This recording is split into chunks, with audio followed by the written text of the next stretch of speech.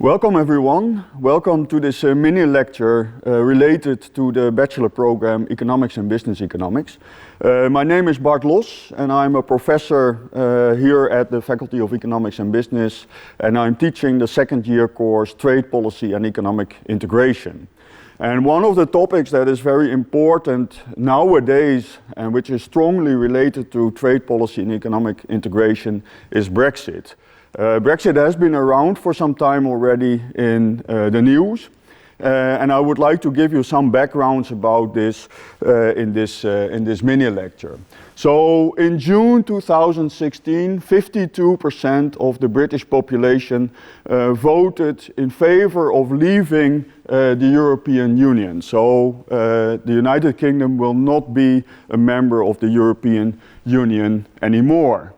So in this lecture I will focus on a few topics that relate to this decision. So I will focus on the question why trade matters, because trade will be impeded, will be hindered quite a lot by this decision.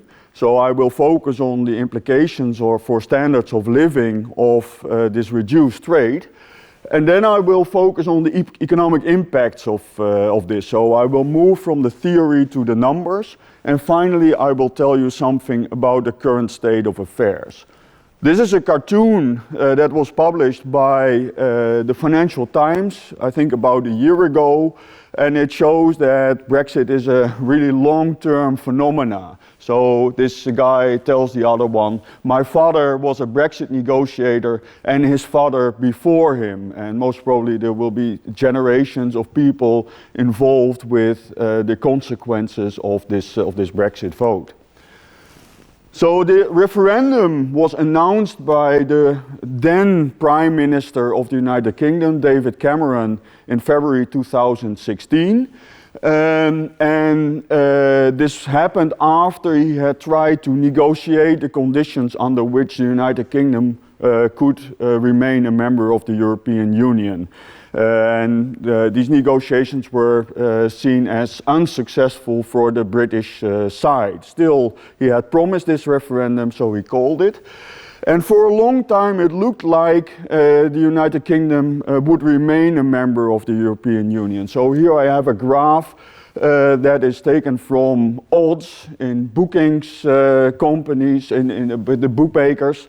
For a long time, at the end of May and early June, time is indicated along the horizontal axis here, about 20 to 30% the chance that Brexit would actually happen was considered to be, would have to be a 20 to 30% probability. And only during the night after the referendum had taken place, it turned out that the Brexit voters had actually won, the voters supporting Brexit.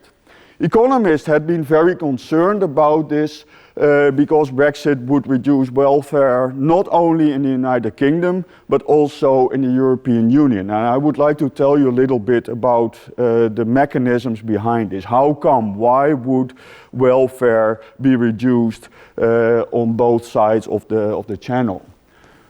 So this will be a theoretical exercise for a few minutes, and there are a few assumptions. So I will assume here that the world consists of just two countries, the European Union and the United Kingdom.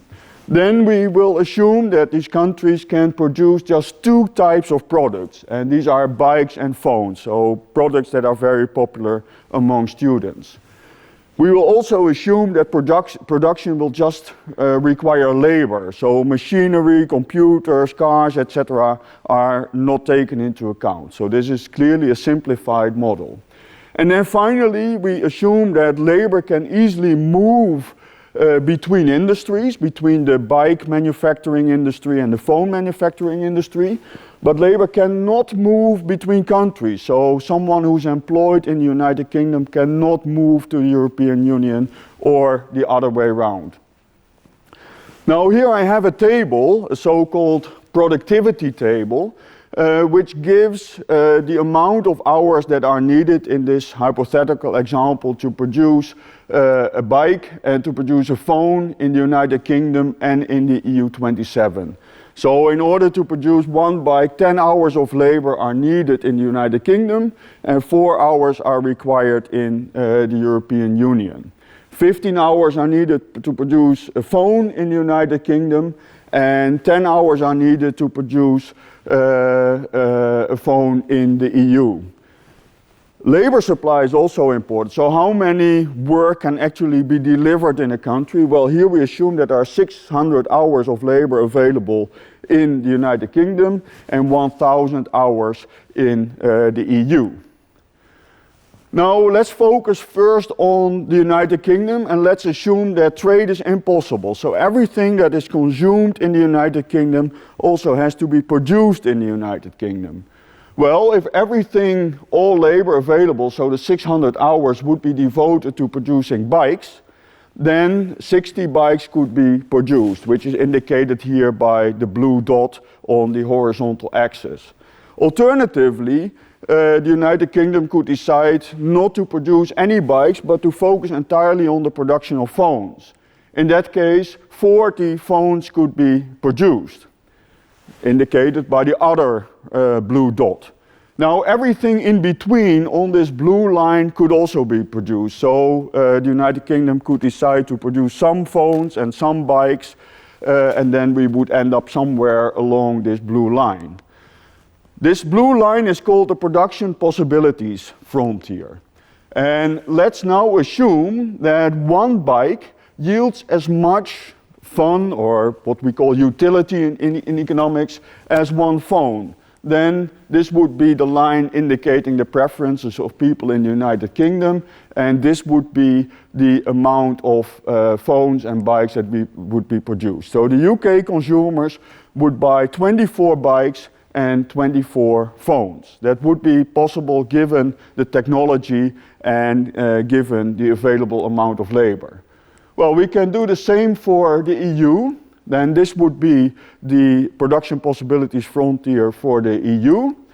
And we assume that the preferences of consumers in the EU are the same as those of consumers in the UK. So also for consumers in the EU, one bike would yield as much fun as one phone. And then we would find that this blue dot in the middle would indicate the number of phones and bikes produced without trade. 71.4 bikes and 71.4 phones would be produced. So this gives the opportunities for consumption in both the United Kingdom and the EU if trade would be impossible. Now let's see what happens if free trade is possible. So trade goods can easily be transported from the UK to the EU and the other way around. Well, if we look at the prices, then we find that one phone in the United Kingdom would cost 1.5 bikes. So for the amount of labor required to produce one phone, 1.5 bike could be produced. In the EU, one phone would in a similar way cost 2.5 bikes. So the price of a phone is higher in the EU than in the United Kingdom. And this difference in prices actually gives opportunity for advantageous trade for both sides, for both the United Kingdom and the EU. This indicates that the United Kingdom, given that the price of a phone is cheaper, is lower than in the EU 27, that the UK has what we call a comparative advantage in producing phones, whereas the EU has, in this example, a comparative advantage in producing bikes. Now let's see what happens. Let's assume, for example, that in a situation of free trade, the UK produces 40 phones. And of these 40 phones, 15 are actually exported to the EU in exchange for 30 bikes. So 30 bikes will go from the EU to the United Kingdom. This is profitable for both because the price will then be, the price of a phone will be 2 bikes. and the price of a bike will be half a phone, which is to the advantage of consumers in the countries that are actually importing, given these prices on the upper right, in the upper right corner, if trade would be impossible. So the price will be lower for the importers. So the result is that in this case, the United Kingdom consumers have 25 phones and 30 bikes. And that's actually a bit higher than in the situation in which trade is impossible. So trade in this example is beneficial to the UK consumers. Let's now look at what happens to consumers in the EU. They imported 15 phones already. That's what we discussed a few minutes ago. Then if they still produce 57 phones themselves, then 430 hours are left for the production of bikes. And then we find that EU consumers can actually consume 72 phones and more than 77 bikes, which is also higher than what would be achievable in a situation in which trade was impossible. So free trade leads to welfare gains on both sides, both for the UK and the EU. And Brexit, given that it will lead to reduced trade, will actually reduce welfare in the United Kingdom and in the EU. So, if free trade is so important, why did people in the United Kingdom in majority still decide to vote in favor of leaving the EU and therefore having reduced opportunities for trade? Well, other things played a role. So here on the left-hand side I have a map. In the yellow regions, the majority of voters voted to remain a member of the European Union. In the blue regions, the majority of voters decided to vote in favor of leaving the European Union. So Scotland was mainly in favor of remaining, whereas the north of England, in large fractions of the north of England, actually wanted to leave in majority. Non-economic reasons played a very important role in this. So immigration was a big issue in the Brexit campaigns. A general lack of trust in Brussels, the headquarters of the European Union. Then it is assumed in the theory that I just explained that people can move freely from one industry to another one. So if someone gets unemployed who used to work in the phone manufacturing industry, then it is assumed that this same person can easily become employed in the bike production industry, which is in reality often not true because skills are lacking. So in many of the blue-collared regions on the left-hand side, the manufacturing industry was reduced considerably, and these people who used to work in manufacturing had a hard time finding a job in a different type of economic activity. Then there was a lot of blame on trade for issues that were actually caused by other changes in the global economy. So lots of manufacturing jobs in many of the blue regions were actually not lost due to increased trade opportunities, but due to robotization and computerization. So other factors were quite often blamed for this. And then finally there was a very, very effective campaign, political campaign, ran by the strong supporters of leave, and that also played a very important role. Just to indicate that economic consequences were not central in decisions by many voters, I here have a graph on the left-hand side that was taken from the Financial Times, published on the day after the referendum, and is based on data that we generated here at the University of Groningen in our Faculty of Economics and Business. So here on the horizontal axis, I have the percentage of regions' GDP, an indicator of economic activity, that is directly related to trade with the European Union. So the further to the right in this graph, the more dependent a region is on trade with the European Union. And then along the vertical axis we have the share of votes for leave in this region. And you would expect that people living in regions that are very dependent on trade with the EU would be strongly opposed to Brexit. But we actually see exactly the opposite. The more dependent a region is, and the regions are indicated by the red balls, the red circles, the more dependent the region is on trade with the EU, the stronger the support for leave. So it's quite clear that economic considerations were not the most important ones in the decision, in the voting pattern. Now, what happened after Brexit? So, as you know, the United Kingdom will effectively leave the European Union on the 1st of January, so in a couple of months from now. But we saw already that the pound sterling, the currency of the United Kingdom, became much less valuable than it was before. We also see that inflation went up considerably, that households had much less to spend as a consequence of Brexit. Foreign banks decided to leave the United Kingdom, or at least to reduce their economic activity in the United Kingdom. Investment levels went down because there was a lot of uncertainty about the final form of Brexit, under which conditions will the United Kingdom leave the European Union. This uncertainty is still going on.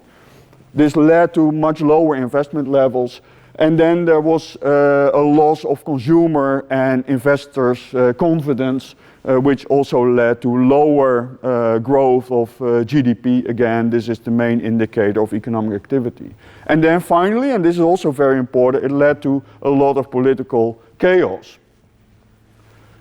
So this was about the short-run consequence. Here I would like to just tell you something very briefly about the probable long-run implications. And here we have a map which is also based on research that we did here ourselves at the Faculty of Economics and Business about the extent to which regions in Europe will be affected by the trade reductions caused by Brexit. The darker the color of a region, the more the region will be hurt by these negative trade effects. And then it's quite clear that the United Kingdom itself will be hurt by far the most severely. And we see that apart from the United Kingdom, Ireland will also be hit considerably. Next to, but to a lower extent already, the southwest and the southeast of Germany, and that's the region where the German car manufacturing is largely located. And there are strong trade links between the German car manufacturing industry and the United Kingdom car manufacturing industry. But we see that with the exception of Ireland, the EU is much less exposed to Brexit than the United Kingdom. So this has implications for the negotiations. The United Kingdom still has the feeling that the EU will lose about as much of a hard type of Brexit as the United Kingdom will. But in reality, this is not true. So the EU can play a hard ball in the negotiations in a way that the United Kingdom cannot do without actually hurting its own citizens. So finally, the current situation, where are we now? The transition period during which the relation between the EU and the United Kingdom in terms of trade is still as it used to be, will end on December 31st.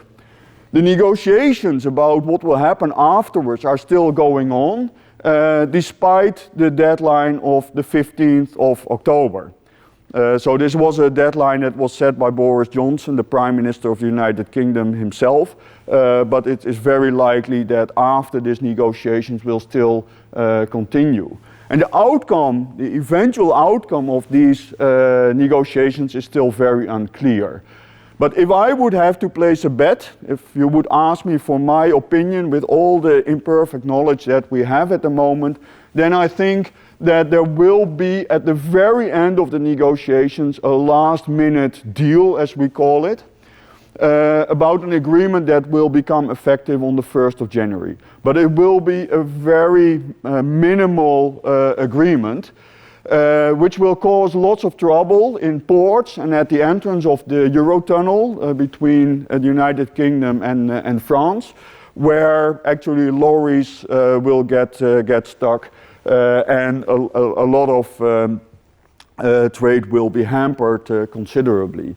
But this last minute agreement, which I expect to be struck, will open up opportunities for negotiations about what will happen after the 1st of January. And then most probably very long negotiations will follow about a much broader trade agreement that will reduce many of the negative effects of Brexit, both for UK citizens and citizens of the European Union. That's my story. Thank you very much for your attention.